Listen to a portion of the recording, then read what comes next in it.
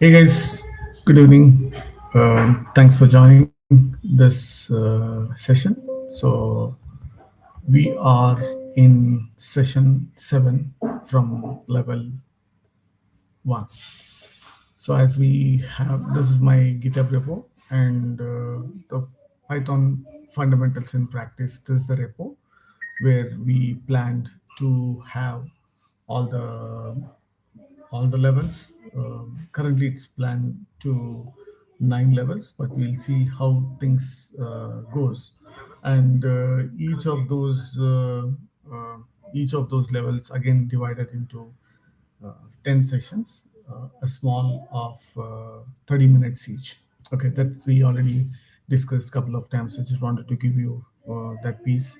And this is the meetup.net learners house. And there's a meetup group, uh, .NET Learners House uh, YouTube channel for this meetup group, and the videos will be here, and it will be in the playlist. Okay, so I think that's good enough for 1 minute. So let's come back to what we are going to do in this session. So previously we have covered 6 different sessions, and in the sessions the previous recordings has been given in this. If you click on this, you'll go to the playlist where you'll be able to see this all the previous 6 sessions, and this is 7th one that has been given. Okay, so let's see what is there in this session for us. So the learning objectives are given over here, like applying the uh, some of the PEP 8 rules, naming conventions, spacing and comments, difference between the syntax and the runtime, and read and interpret the error messages. How do you understand what kind of error messages? How to go ahead and hunt it, and use of print for debugging, and apply essential built-in functions, and recognize the logical bugs, miss parentheses, and use print separators, and we'll see some of those things, and we'll discuss about the escape sequence. So we have quite a few things piled up for us. So let's see how we will uncover these things. So let's start. Uh, oh, I think I have modified it, but why it is showing as, I think I have to close and open that, because I changed that index to 1 instead of 0. Yeah, there you go. I think I need to close and open it. So we'll see that will directly go. So PEP 8 we already have seen to a decent extent, at least 30,000 foot view.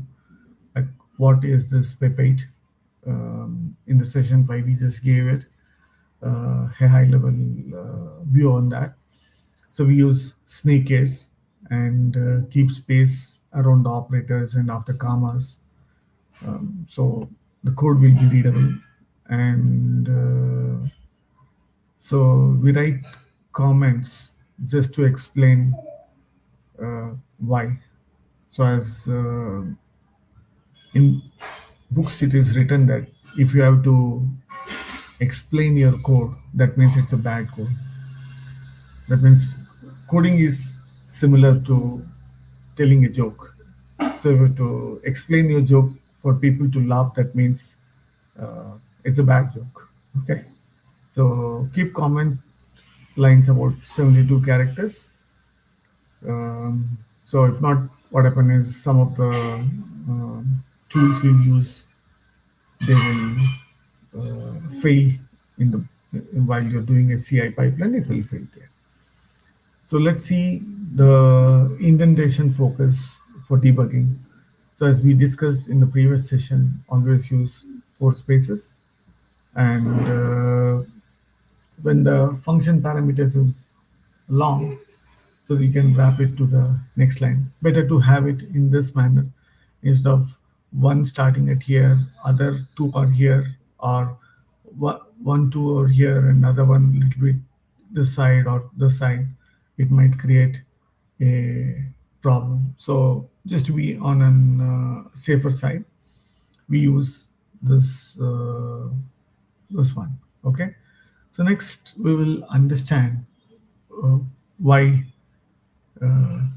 why do we need to understand the syntax errors versus the runtime errors. So syntax errors are something before we run it, while we are writing the code.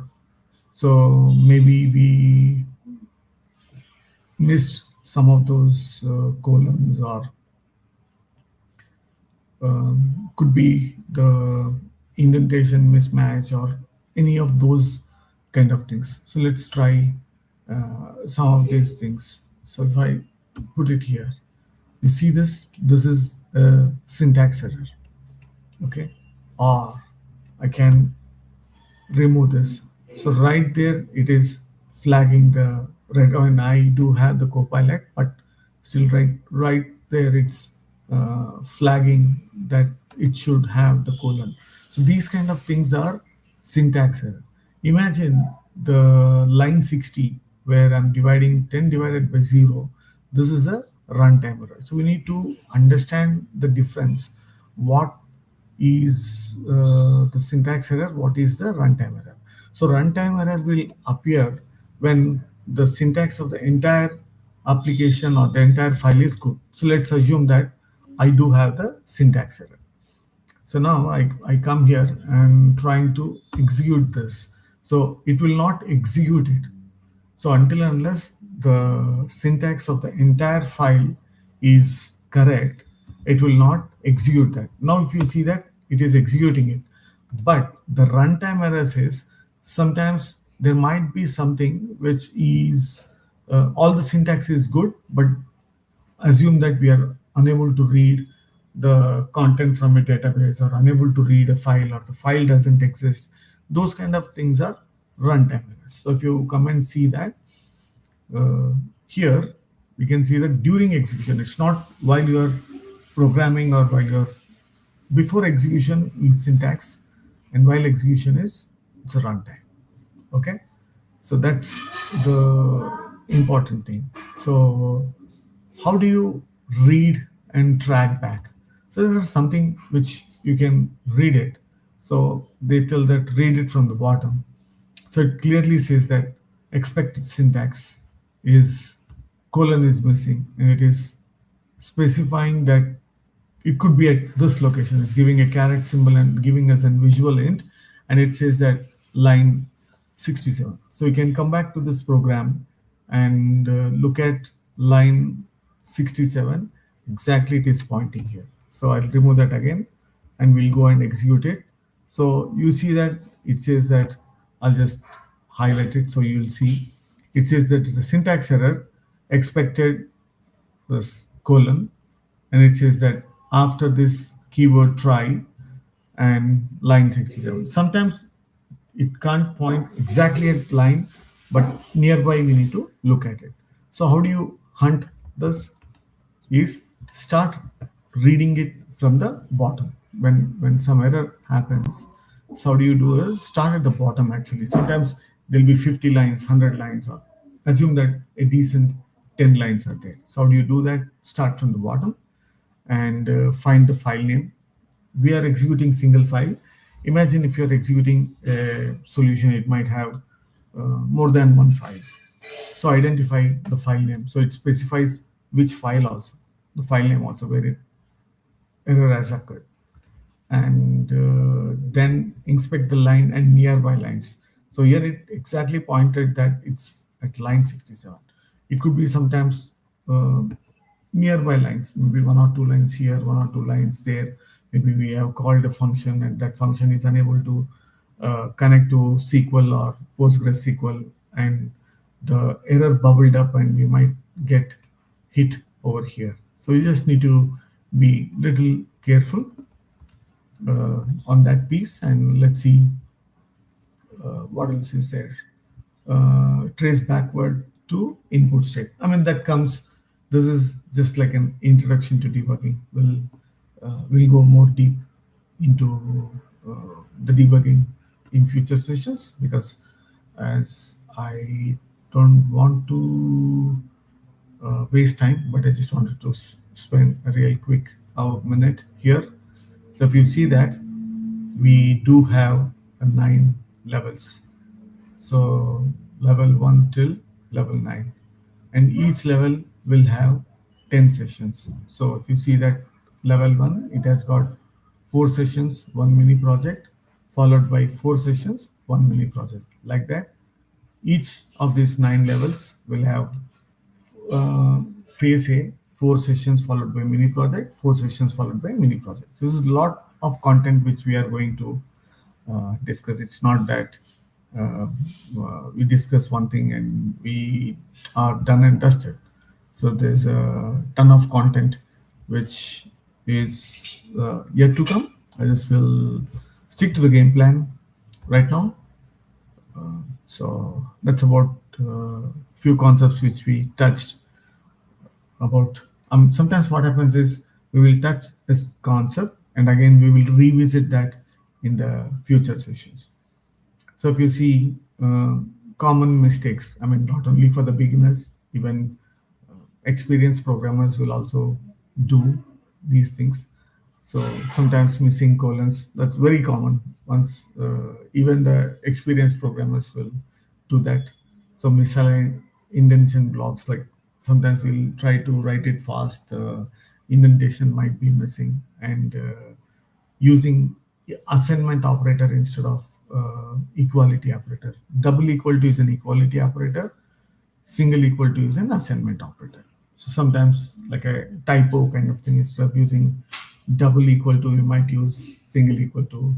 That means it's an assignment. So it's not a comparison. Like some variable, if you see this inside the REPL, let's go here. I'll say pi. I'm coming here. So I'll say that num equal to 10. This is assignment. I'm saying that num equal to 9. So this is the equality operator. What if I say that num equal to 10? That means it assigns the value. It's not the comparison. It's not validating it. So these kind of things, like instead of double quotes, sometimes we might use single quotes. Those are very common, not only beginners. So comparing string to an integer value without conversion. Like if you see that Siva equal to 10, so it's not equal to true. But sometimes what happens is if you don't do the typecasting, it might be something else. Like if you see that here, it says that false. So what does that mean? We already discussed. If this is empty string, right? If you see int, if you see the bool, if you go to bool and do this, and if you do bool of Shiva,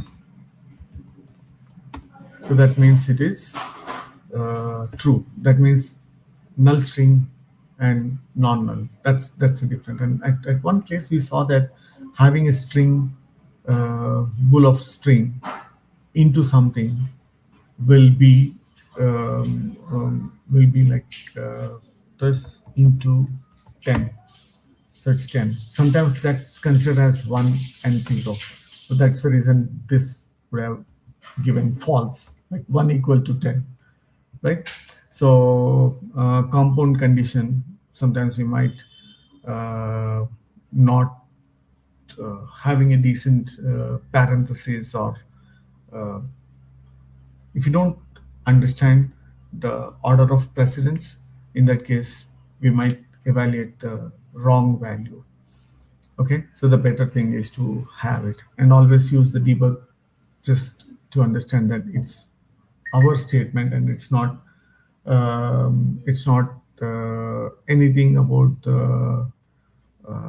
anything to do with the programming. I mean, there might be some statements which are genuine statements, some statements which are debug statements. So let's assume that this is coming in here. So want to we are printing the list of values. So what you can do is we can add debug in front of that so that we know that, oh, okay, before executing it, we are doing the debug, and never ever use my. I'm sorry, I used it. I will fix this and check in the code. Never ever. It's a big no-no. Never use my. It's not my variable. It's a variable. So it's a very bad practice. I'm sorry for that. I used it. So that's a debug statement. That's debug statement. We saw that, and print debug workflow, like it all comes like sometimes you're seeing that it's not getting into an if condition or else block. So we write the value of if e is equal to 45, we want to do some computation. So that computation is not happening, and the computation which is in else block is happening. So what we do is that just before the if block, it will be better to write print the variables, its value. So counters in a loop, those kind of things. It all comes with more and more you write code, more and more you'll know that, hey, we can do this, we can do that, right? So we'll see this one a little later, but see essential functions, will come back to that. Here we'll see right now help, and we'll see help. We'll see the length function, what the length function is. So it returns the number of items in a container. That's the length. So if you see that length of Shiva, so it says 5. We can have the length. It says an object. So if I say length of,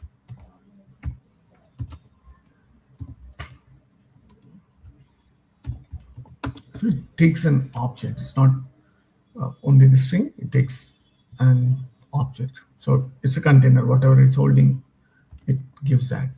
So similarly, we have max, min, sum, ABS, and down. So anytime you need some extra guidance, you should never feel shy to take the help of these functions, like help, whatever is we needed will come. So how to apply, we'll see some of these things. Now let's go and look at the samples I've given.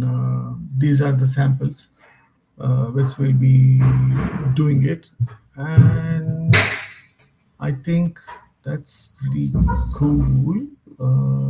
We can try this inside the REPL. Yeah. So see this. These are the two variables. So for the separators. So let me print this. So it's printing the name and scope, and it gives a new line. So if you want to override the separator, the new line is a separator. Now if I want the separator,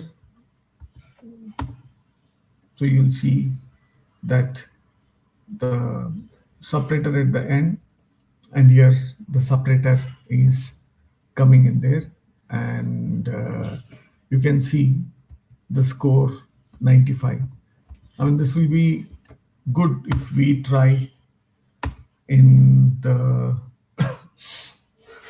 we'll try this in the py file instead of on the REPL, so we'll understand much better there. Okay, quickly we can do, it's not a big thing. We can try one file. I'm calling it as working.py, and whatever we have it at the bottom, let me go and copy this entire block and paste it inside this working. Okay, Now we'll see the difference, not in Ripple, but during the execution. We'll say pi. So you see that after 95, there was a new line. Suppose if I say that after score, I'll say that print, there's end. Okay, that guy end up demo. Let's assume that. Now you see this, it's coming and it's displaying this one. So the separator here at the end is the score.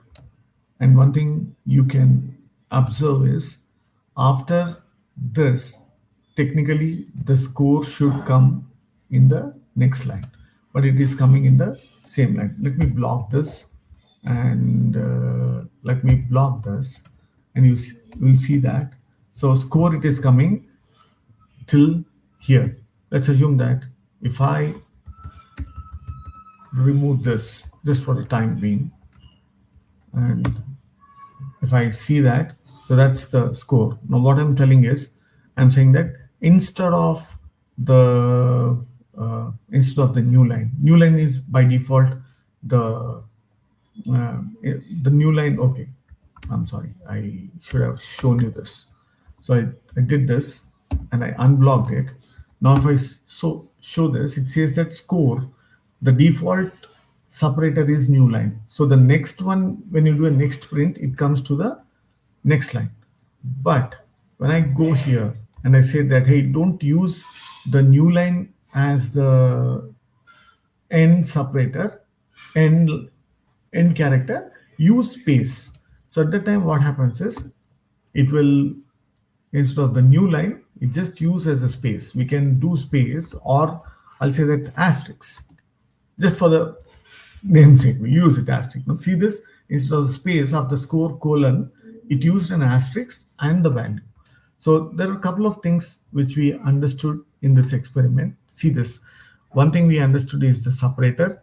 So by default, it is space, and the end character is by default, it is slash. So we can use separator and we can use the end line. So end line is space. So now space will come. So the two different things which we understood in this one. So we'll see, is there something else which we have to look at it? So I can look at this new line sequence, which we have seen there, and the horizontal tab, the backspace, and a single tick, and the back tick. So let's do this. We can add it here itself before we close down. We'll come back here and execute this. So I can see that it's working. Where is that? So the label and the value. So there's a tab there, and step 1 slash and step 2, step 3. So each of these labels being printed in the next line. We didn't use a backspace. Let's try this. Let me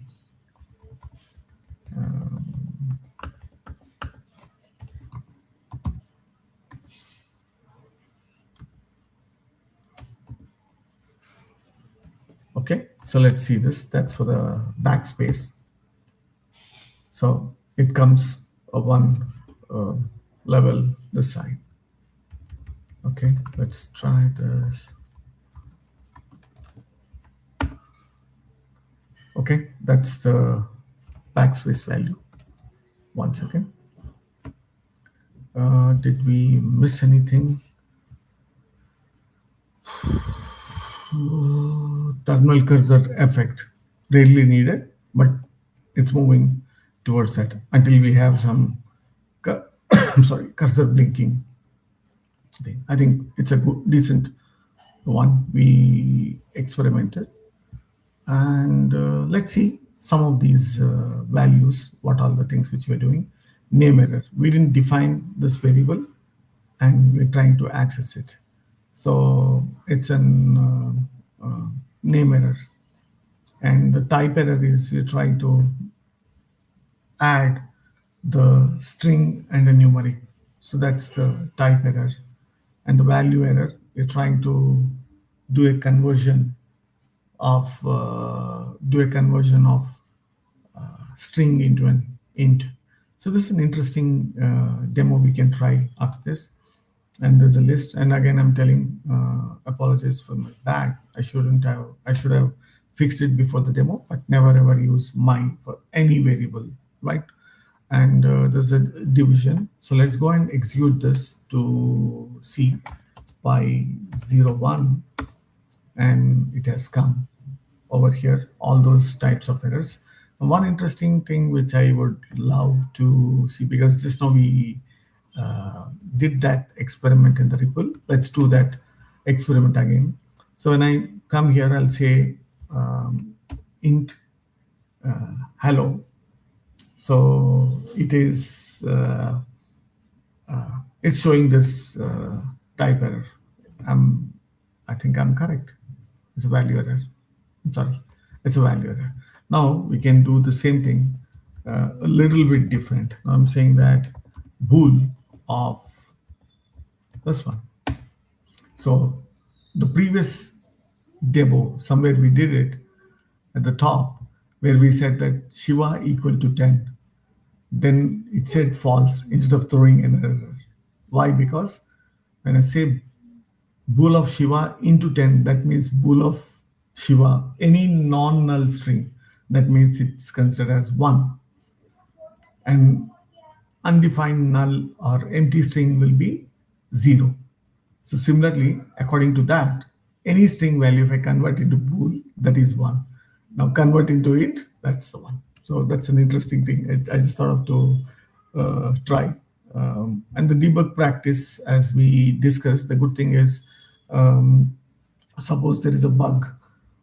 So how do you debug that? So we can print those values and then try printing, all the rules of the game. There's no definition. This is how you need to debug, but the best practices is like within the loop, you traverse it, and how do you fix it? Like you have these numbers, and while summing up, there might be some values we might be missing, like it should be like plus and this one. So if not, what happens is this assignment will go on. So this is we thought that we are doing plus and equal to, and just we did equal to. So those kind of things, all the things which we discussed, but little bit carefully we have to understand this. Let's execute the second one now. So we saw like few of those practices. It's not definitely you need to follow that. Everybody has got their own way of debugging this. We saw that the length it's for object. Length takes an input as an object. So it could be string or list or any object it is. So we'll see that's the length, how to use min and max. We're giving this min and max values, and how do you sum the scores instead of traversing, just give a list or an iterable, and then it gives the sum. You don't need to write a for loop to get the sum. And safe average is, where is that? Safe average, where is this function? It's in here. So if not values, so send it none. If not, then we'll have sum of values by the length of values, a typical average function. So let's see that, execute this third program, and we'll see those built-in functions. We just touched the tip of the iceberg. There are tons and tons of functions. Let's see Pepate style. and these are the values which we do have. And you see some of the Pepe rules which we discussed has been used in this one. Okay, drift outliers in this one. We'll see real quick by 04 or 05. What is this? Let me check that. Oh, it's 04. I'm sorry. That's what I was thinking. It's 04. So Pepe style. So the naming is very, very clear. And the next one is spacing. So to have the equal spacing, like have the space after commas. We discussed that. And next thing was comment. So if you see comment, I write 6 lines of program and 3 to 4 lines of comment. So it doesn't add any value. That means I'm writing a bad code. I have to explain my code. What did I do? Why did I do? It makes sense. What did I do? It doesn't make sense. I mean, I'm not telling that doesn't make sense in the sense for me. It's not a universal rule. There might be cases, but I'm not generalizing that. So the next one is indentation. We saw some of the indentions about the methods or multi-level indentation. If method parameters are more line of parameters, and sometimes if there are less parameters, in that case it will be okay. So sometimes if there are more parameters, then we thought that we will put it in the next line. So, and separators and other things which we have already seen that, and escape sequence also we have seen that. So let's execute these files real quick. Pepe style of indentation and Python. There's a 6. We saw that we took a decent dive into the separators and the end one, and we see one for the 7 escape sequences. So backspace, like if you see the plan B, where is that? Here, backspace, plan A, backspace B. So it does show only the plan B. That means it has removed the immediate character. It has removed the immediate character. Let's see that plan C. Now in this case, we expect A and B because the character C will be removed. So that's what I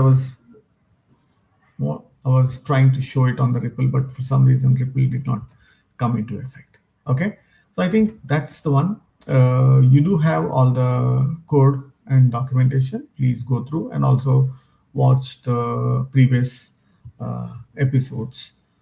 Thank you so much. Have the good rest of the weekend. Bye.